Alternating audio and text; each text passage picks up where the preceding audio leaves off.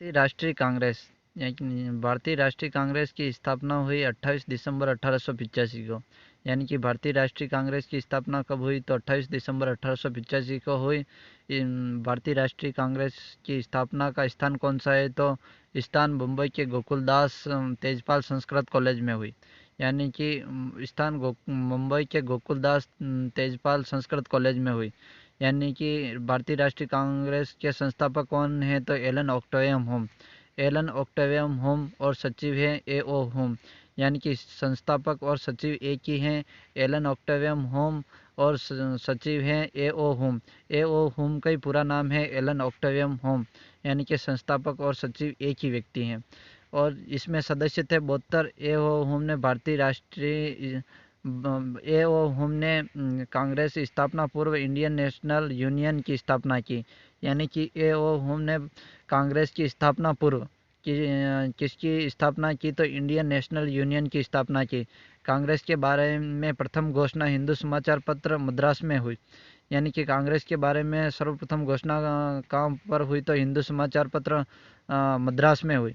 Dufferin ने कांग्रेस स्थापना जन आंदोलन दबाने व सुरक्षा कपाट के रूप में की। यानी कि डफरिन ने कांग्रेस की स्थापना जन आंदोलन दबाने व सुरक्षा कपाट के रूप में की। कर्जन ने कांग्रेस को गंदी चीज व देशद्रोह संगठन कहा। यानी कि कर्जन के अनुसार कांग्रेस क्या है? तो गंदी चीज व देशद्रोह संगठन का। दादा भाई नौरोजी के कहने पर इंडियन नेशनल कांग्रेस हुआ। यानी कि दादा भाई नौरोजी के कहने पर इंडियन नेशनल कांग्रेस हुआ। कांग्रेस का प्रथम सम्मेलन बम्बई के ग्वालियर टैंक मैदान गोकुल संस्कृत कॉलेज में हुआ। यानी कांग्रेस का प्रथम सम्मेलन कब और कहाँ पर हुआ? तो बम्बई के ग्वालियर टैंक मैदान गोकुलदास संस्कृत कॉलेज में हुआ। और ये क्रम है 1 2 3 4। और सन 1885 में व्योमेश चंद्र बनर्जी ये ईसाई थे। स्थान बम्बई था और सदस्य 72 थे। यानी कि प्रारंभ में 72 सदस्य थे और ईसाई थे व्योमेश चंद्र बनर्जी, और 1885 में। फिर बाद में 1886 में दादा भाई नौरोजी जो पारसी थे। यानी कि एक ईसाई, एक पारसी, एक मुस्लिम और एक अंग्रेज था। ये चारों याद रखना। व्योमेश चंद्र बनर्जी ईसाई था, दादा भाई नौरोजी पारसी थे, बदरुद्दीन मुस्लिम थे और जॉर्ज ह्यूल मुस्लिम थे। और व्योमेश चंद्र बनर्जी के समय बम्बई में हुआ और दादा भाई नौरोजी के समय कलकत्ता में हुआ। बदरुद्दीन जो कि मुसलमान थे मद्रास में हुआ, और जॉर्ज ह्यूल के समय इलाहाबाद में हुआ। और अन्य भी थे, जैसे 1996 में रहीमतुल्ला जो कि कलकत्ता में हुआ। रविंद्रनाथ ने वंदे मातरम गाया था। यानी कि रविंद्रनाथ ने वंदे मातरम गाया था रहीमतुल्ला के समय, जो कि कलकत्ता में हुआ। सम्मेलन हुआ जिसमें 1948 में हुआ, जिसमें पट्टा सीतारामैया जो कि जयपुर से थे, यानी कि राजस्थान से थे। अब आते हैं मार्ले मिंटो सुधार 1909 में। मार्ले मिंटो सुधार 1909 इसका लक्ष्य 1992 वे आधारित के दोषों को दूर करना है। इसे सर ऑकलैंड समिति ने पारित किया। यानी कि मार्ले मिंटो सुधार अधिनियम को किसने पारित किया? तो सर ऑकलैंड समिति ने पारित किया। इसमें मुसलमानों को पृथक निर्वाचन व पृथक मताधिकार का अधिकार दिया गया। दिल्ली दरबार 1910 में जॉर्ज पंचम इंग्लैंड के सम्राट बने। यानी कि 1910 में जॉर्ज पंचम इंग्लैंड के सम्राट बने और 12 दिसंबर 1911 को दिल्ली दरबार लगाया। यानी कि दिल्ली दरबार कब लगाया? तो 12 दिसंबर 1911 को दिल्ली दरबार लगाया। लॉर्ड हार्डिंग ने सम्राट की ओर से बंगाल विभाजन किया। यानी कि लॉर्ड हार्डिंग ने सम्राट की ओर से बंगाल विभाजन किया। यह घोषणा ऑकलैंड समिति की सिफारिश पर की गई। इसी दरबार में 1911 में भारत की राजधानी कलकत्ता से दिल्ली स्थानांतरण की घोषणा की गई। राजधानी 1912 में परिवर्तन हुई, जबकि घोषणा 1911 में हो गई। प्रथम विश्व युद्ध 1914 से 18 तक चला। भारत इंग्लैंड की ओर से सम्मिलित था। यानी कि प्रथम विश्व युद्ध में भारत किसकी ओर से था? तो इंग्लैंड की ओर से था। लखनऊ समझौता 1912। नरम व गर्मपंथी एक हो गए। मुस्लिम लीग व कांग्रेस से समझौता हो गया। नरमपंथी व गरमपंथी एक हो गए व मुस्लिम लीग व कांग्रेस में समझौता हो गया। अध्यक्ष अंबिका चंद मजुमदार थे, यानी कि लखनऊ समझौता 1916 के समय अध्यक्ष कौन थे? तो अंबिका चरण मजुमदार थे। मुस्लिम लीग व कांग्रेस में समझौता हुआ, नरमपंथी व गरमपंथी एक हो गए। होम रूल आंदोलन 1916 में, होम रूल आंदोलन 1916 में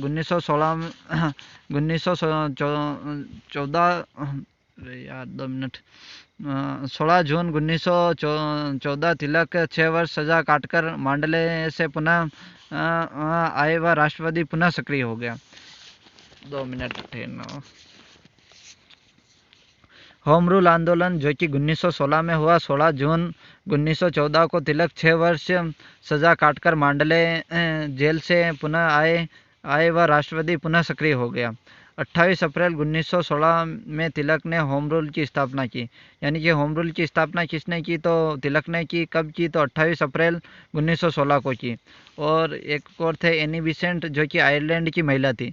एनी बिसेंट कहाँ की महिला थी? तो आयरलैंड की महिला थी। भारतीय राजनीति में 1914 में प्रवेश किया एनी बिसेंट ने 15 सितंबर 1916 में होम रूल की स्थापना की, यानी कि एनी बिसेंट ने कब की? तो 15 सितंबर 1916 में की और तिलक ने 28 अप्रैल 1916 में की।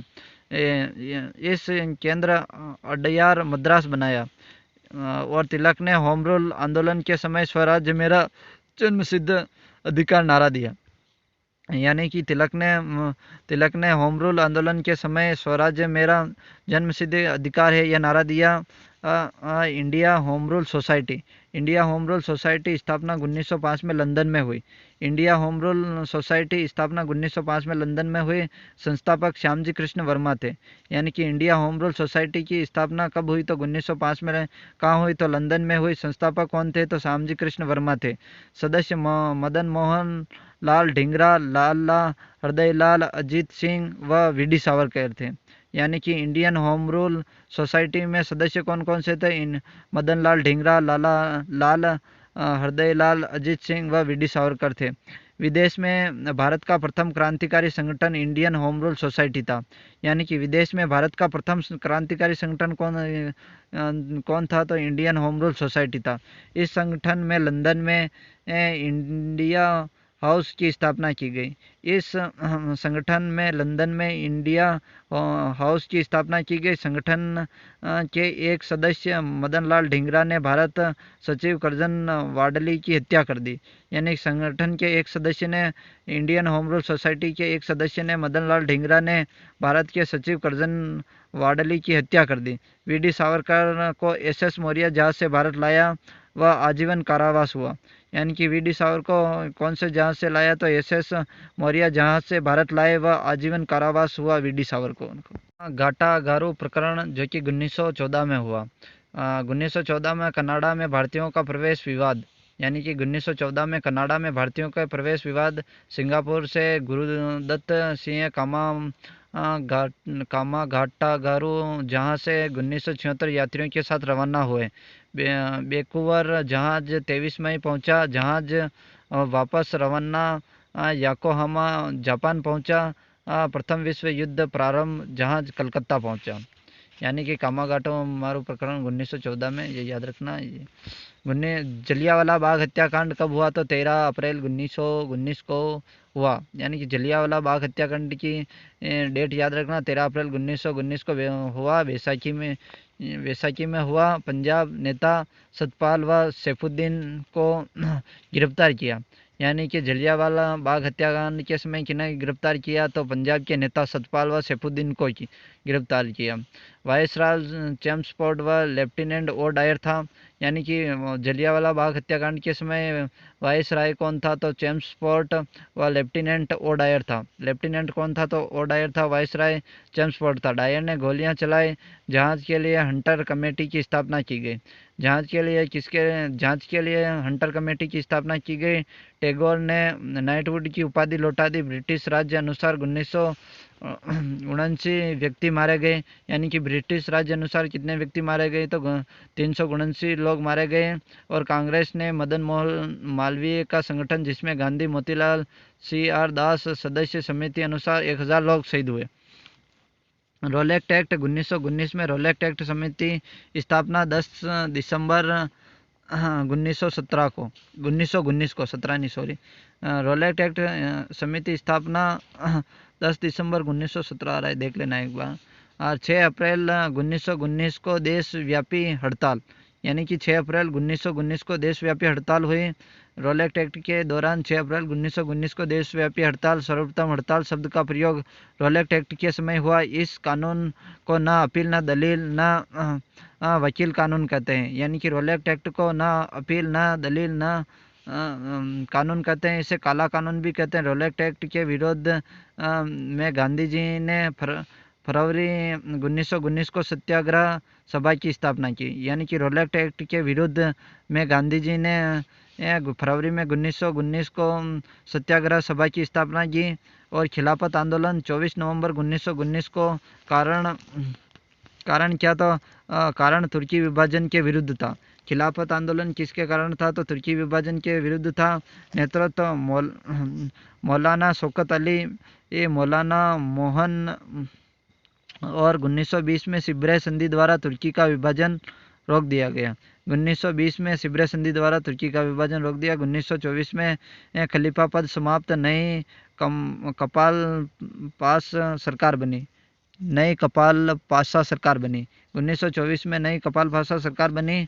और असहयोग आंदोलन, असहयोग आंदोलन कब चला? तो 1920 से 22 के बीच में असहयोग आंदोलन। 1920 से नागपुर अधिवेशन से पुष्टि हुई।